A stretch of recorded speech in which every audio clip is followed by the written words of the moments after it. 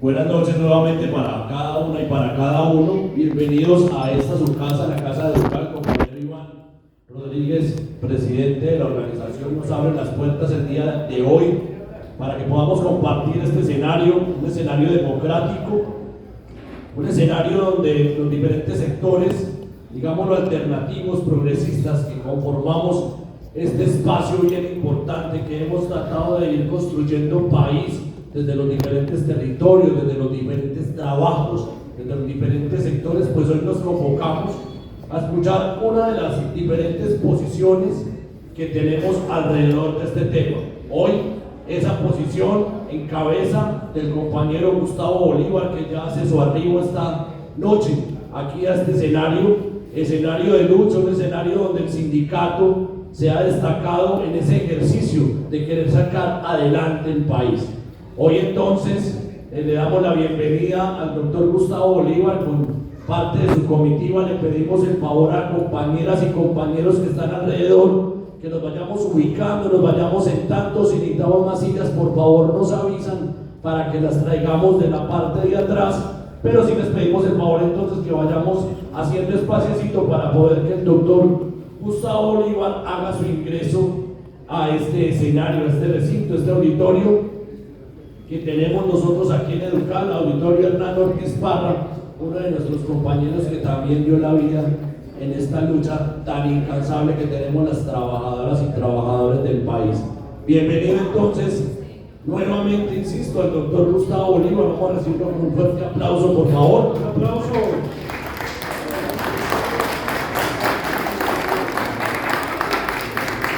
Bueno, vamos, mientras llegue el compañero Gustavo Bolívar, que ya está ingresando, y lo recibimos con un fuerte aplauso. Bienvenido a Educal, bienvenido a Manizales, bienvenido al departamento de Caldas.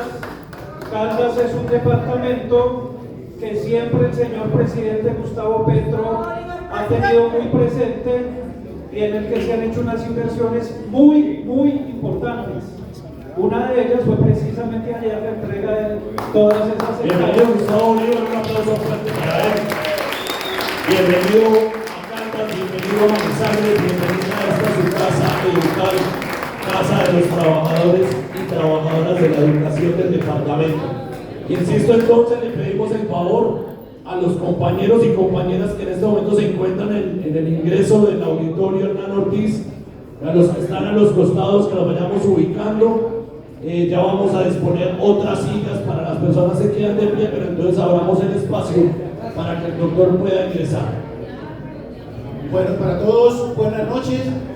El recibimiento, muy contentos con nuestro candidato Gustavo Bolívar. Que entienda, le voy a decir así como ese artista que llega al auditorio Hernán de Jesús Ortiz Parra.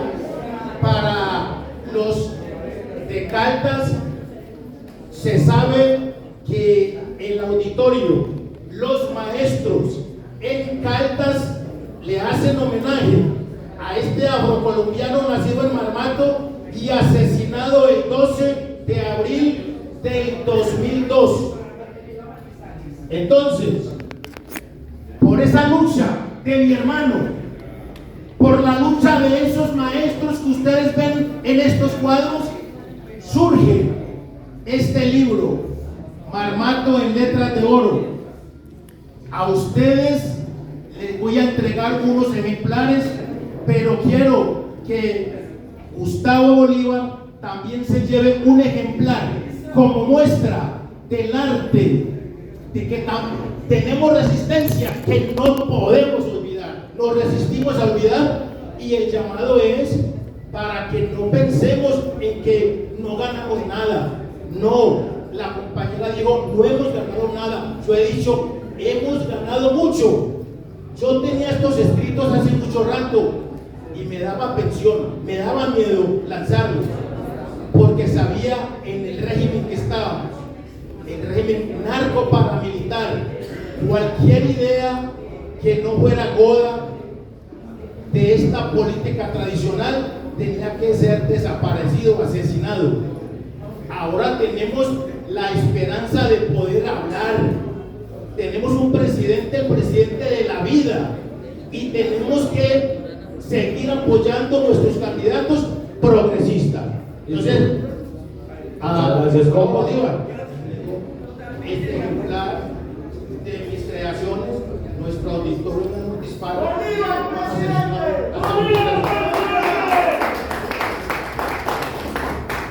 Muchas gracias, compañero. Hermano de nuestro compañero también asesinado, Hernán Ortiz Paro. Bueno, damos nuevamente entonces una calurosa bienvenida al doctor Gustavo Bolívar, Santa Manizales, educado, es representante de la Administración del Departamento, y recibe con este caluroso saludo, con este caluroso aplauso. Muchas gracias, bienvenidos.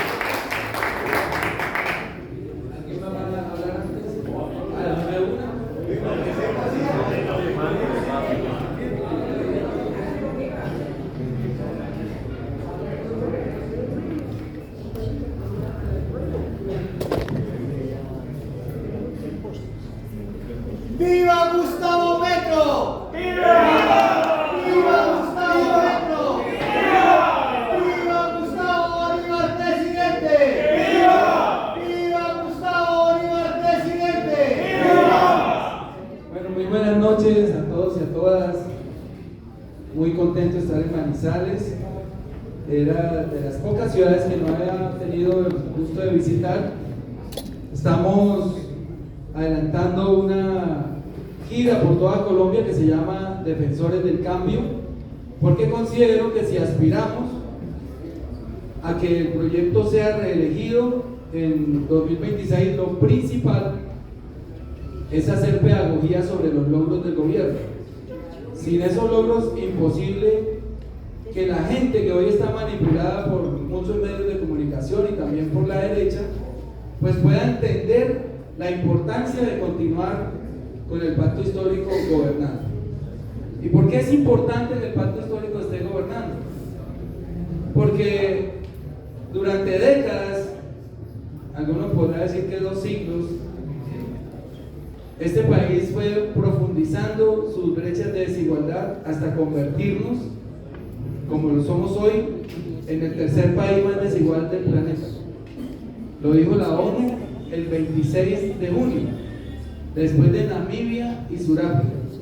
Y ser el tercer país más desigual de todo un planeta, entre 202 países, nos debería primero hacer sentir alguna vergüenza, sobre todo a los líderes de este país, y segundo, nos puede significar que este país ha estado mal gobernado. Ningún país bien gobernado puede tener ese deshonroso lugar entre los países más desiguales de la tierra. Y entonces encuentra uno facilito que esta es una de las causas estructurales de nuestra violencia. Porque ¿cómo puede haber paz en un país tan desigual? Es imposible. Y entonces aparecen cada 4 años los guerreristas de este país con la solución en la mano para acabar la violencia. Y es el balín, como dice uno, la bala.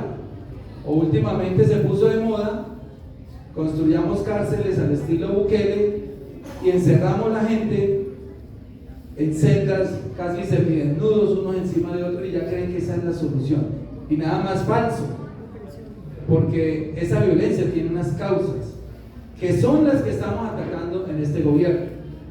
Y yo les voy a enumerar algunas de ellas y ustedes entienden la importancia moral incluso, ni siquiera política, de continuar con este legado del presidente Petro y con este proyecto político del pacto histórico. En primer lugar, estamos llevándole oportunidades a los jóvenes, oportunidades que nunca han tenido, porque hay en Colombia más de 300 municipios donde no hay economías legales. Partamos de ahí. Y al no existir economías legales, pues sencillamente estamos condenando a nuestra juventud de esos territorios a ser ilegales, a ser delincuentes. Y después salimos indignados en las redes sociales a pedir pena de muerte para ellos, cuando nunca les dimos la oportunidad de ser legales. Y he dicho en múltiples escenarios que todos los niños de este país, incluidos los monstruos en lo que se han convertido después, todos sin excepción han sido niños buenos. Todos. Aquí nadie puede decir que Pablo Escobar a los 7 años mataba a niños o traficaba drogas, o que los Castaños a los 5 años ya tenían armado un ejército, o que pongan el nombre que quieran de todos los monstruos que ha parido esta tierra, este país, y todos han sido niños buenos. Y entonces el cuestionamiento que nos tenemos que hacer como sociedad es en qué momento esos niños perdieron la inocencia y en qué momento se convirtieron en esos monstruos, y de quién es la culpa. También hay que reparar en quién es la culpa, y directamente responsabilizo al Estado. Algunos dirán, no, pero es que también la educación empieza por casa. Pero ¿qué educación puede impartir una persona que apenas gana para sostener el hogar, que tiene que abandonar su hogar muchas horas para ir a conseguir el sustento, o que tampoco ha sido educada por el Estado? Así que yo culpo directamente, y gracias por estaba un poco mal de la voz hace rato, y la culpa es del Estado directamente, y nosotros estamos asumiendo esa culpa, y no solo asumiéndola, sino reparándola. Y por eso yo, si alguno me ha escuchado, me excusa, porque una vez se repiten también las cosas. Por eso yo me siento muy feliz cuando estamos aterrizando en Suárez, Cauca, para entregarle una universidad a los jóvenes de Suárez, Cauca, y cuando estamos aterrizando, el helicóptero con sus aspas mueve un cultivo de coca. O sea, una universidad a 2-3 cuadras de los cultivos de coca. Eso es transformar los territorios. Antes de esa universidad que ya está funcionando, y eso fue hace muy poco, de los 800 bachilleres de Suárez, Cauca, solo 5 podían ir a la universidad. Explíquenme qué hacen 795 o 800 jóvenes con el título de bachiller en un pueblo donde no hay economías legales. Es imposible que no hagan lo que tienen que hacer. Primero porque a veces lo usan como un medio de subsistencia, de supervivencia. O te metes en un grupo o estás fuera, o eres víctima. Y entonces ahí es lo que estamos atacando nosotros. Esas son las causas estructurales de la violencia de las que les hablo. Entonces una de ellas es la desigualdad, otra es la educación. Estamos llegando, estamos haciendo una universidad en el Tarra, Catatumbo, en el corazón del conflicto del norte de Santander. Se están haciendo, se entregó hace poco, se está haciendo, me perdonan la imprecisión, una en Tumaco, en muchos territorios. Tengo entendido que son 18 o 20 universidades en los territorios donde prevalece el conflicto armado. Ahí empezamos a desactivar una causa. Lo siguiente, el reclutamiento. ¿Cómo se desactiva el reclutamiento? Creamos un programa que al presidente le había funcionado cuando fue alcalde en Bogotá, que se llama Jóvenes en Paz, y es sencillamente disputarle ese reclutamiento a las bandas criminales, a las disidencias, o como se llaman, que hoy para mí son casi lo mismo, porque son bandas dedicadas al narcotráfico. Y entonces ellos sí, les pueden pagar 1.800.000, 2 millones de pesos, pero nosotros le ofrecemos 1 millón, que es lo que le entrega Jóvenes en Paz a esos jóvenes en las zonas de conflicto, a cambio de que estudien y hagan trabajo por la comunidad, con la ventaja de que ya no están en la ilegalidad y no están, digamos, bajo el peligro o la inminencia de ir a la cárcel o hasta morir. Y ese es otro programa con el que estamos llegando fuerte a los territorios. Tuvo muchos tropiezos al comienzo, pero ya ha agarrado una velocidad, y este gobierno ofreció 100.000 cupos de Jóvenes en Paz. Yo creería que al final del gobierno se pueden estar llegando a 80.000 por los, o 65 a 80.000 por las dificultades que tuvimos, pero si soy presidente, si ustedes me hacen ese honor de elegirme,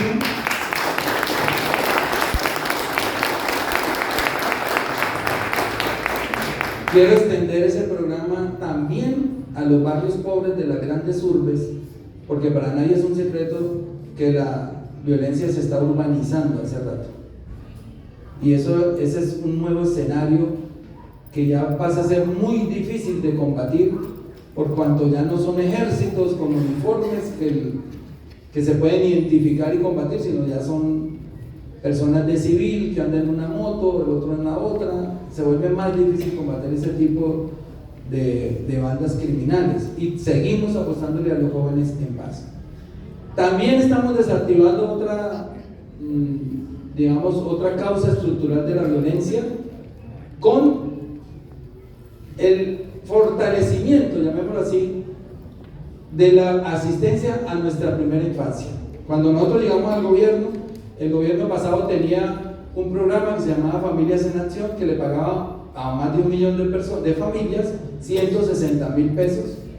El presidente lo recortó, no en el monto, porque incluso se paga un poquito más, sino en el número de personas, y lo limitó para que esa asistencia llegara solamente a las mujeres cabeza de familia con hijos menores de 6 años.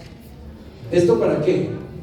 Y ya no 160,000, sino 500,000 pesos. O sea, se mantiene el monto del aporte de la transferencia, pero con menos familias, que son cerca de 600,000 familias que tienen hijos menores de 6 años, porque para el presidente es muy importante que esos niños de hoy, que nosotros aspiramos a que sean los buenos ciudadanos del mañana, pues tengan buena alimentación, que tengan cuidado, sobre todo cuidado, porque lo he también esgrimido en varias de estas reuniones, y hay una investigación según la cual en las cárceles de toda Colombia el 95% de las personas que están hoy presas o pagando condenas, el 95% de esas personas han sufrido abusos en su niñez o carencias afectivas.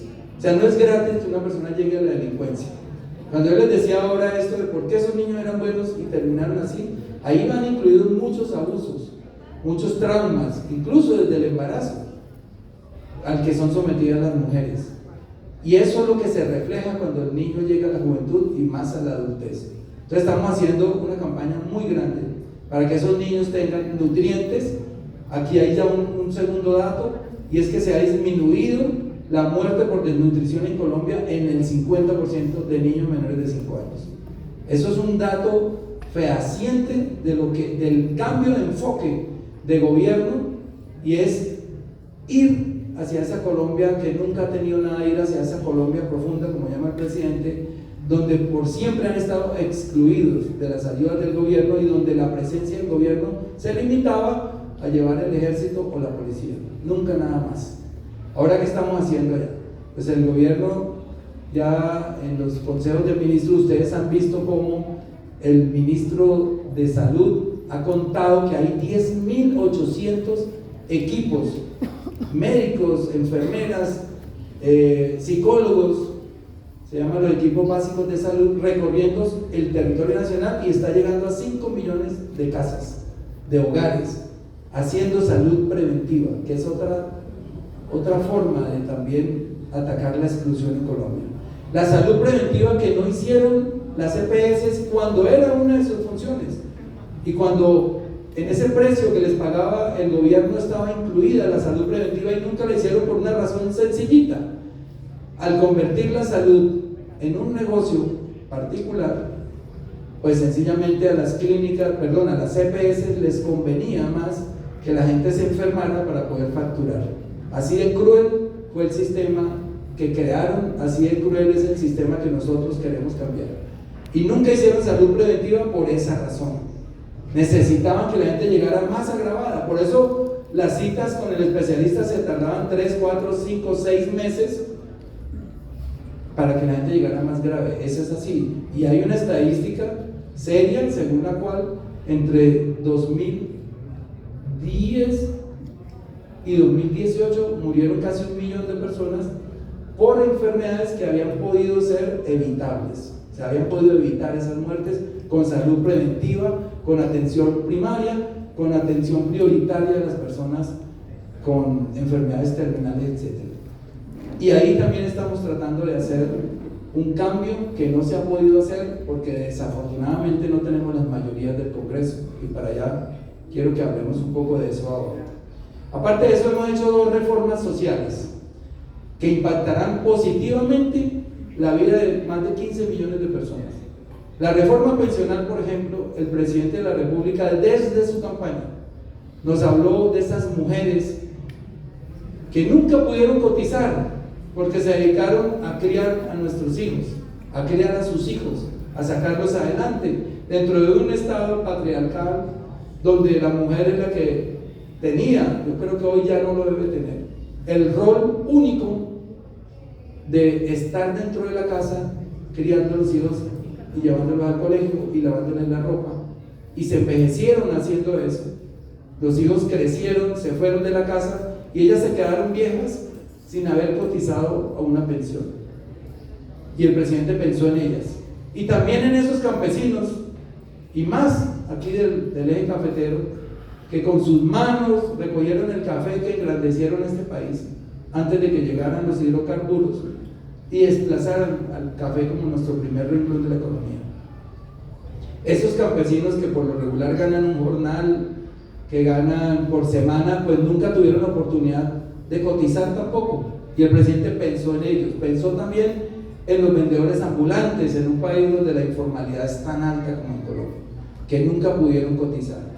Oigan, y ganamos esa reforma pensional con un alto costo en términos de distribución del Estado en los territorios, ya me entenderán a qué me refiero, y empezábamos a hacer los pagos el 1 de julio, ya hoy estaría recibiendo el tercer pago, y viene el Centro Democrático que gana las elecciones aquí en este departamento y demanda la reforma pensional. Imaginen la infamia. Estábamos llegándole con la reforma pensional a 3.125.000 viejos y viejas de toda Colombia, que recibirían las mujeres mayores de 60 años y los hombres mayores de 65 un bono pensional de 230.000 pesos, y con esa demanda pues no hemos podido hacer los pagos. Eso para que les cuente a esos señores que se dejan tal vez manipular, y yo los entiendo, pues no voy a criticarlos hoy aquí porque las estrategias de comunicación de la derecha son bastante eficientes, hay que decirlo, y repiten y repiten y repiten hasta que la gente se cree los cuentos. Pero hay que decirles que gracias a ese voto que ellos le depositan a esas personas que después demandan las reformas sociales, es que no les ha llegado el bono pensional. Esa pedagogía hay que hacerla en el territorio, porque realmente me parece infame que congresistas, en el caso de la demandante que es la señora Paloma Valencia, que se ganan 55 o 54 millones de pesos, que tienen la pensión asegurada de por vida, que nunca han conocido el hambre, señoras de familias presidenciales de este país, que nunca han conocido el hambre, que nacen en cuna de oro, pero sí tienen todas las ganas de demandar una reforma pensional que le va a beneficiar, que le va a poner 3 platos de comida al día a los viejitos de este país en extrema pobreza.